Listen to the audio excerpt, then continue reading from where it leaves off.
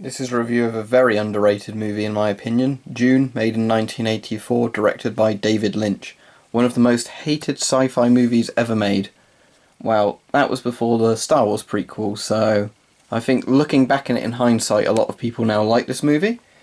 So it's based on I think it's 1965 novel by Frank Herbert, and that's the book there. You see, it's got the first 3 Dune books in it. I've only ever read the first one, which is the one the film's mostly based on. And this was hated at the time it was made, and I think the reason was it wasn't really marketed to anyone in particular.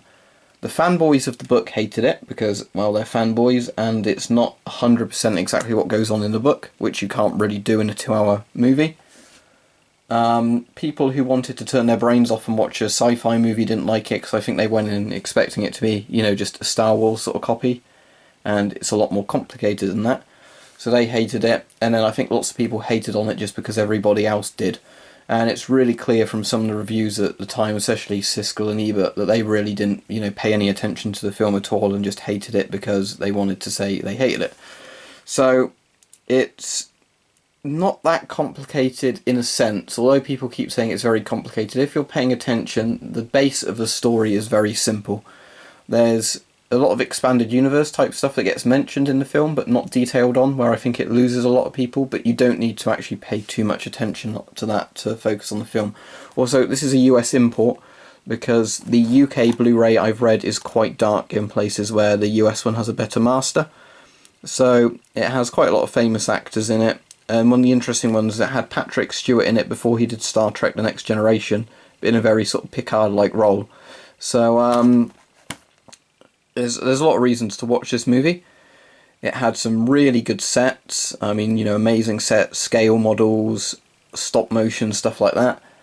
There are some things that look dated, and that was particularly because they were running out of budget near the end of making it. But I mean, look back and watch this. Some effects look dated. Watch something like Star Wars The Phantom Menace, and you can see just how horrible the CGI is in that.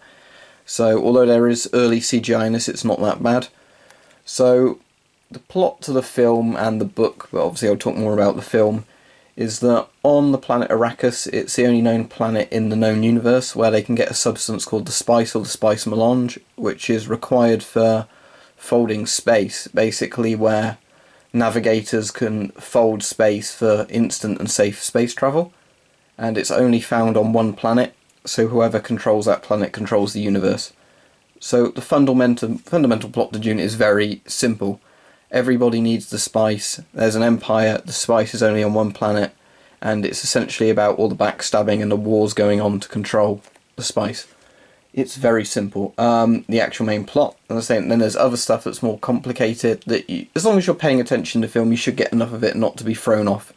But I think people at the time, were on purposely not paying attention, then complaining they didn't understand any of it.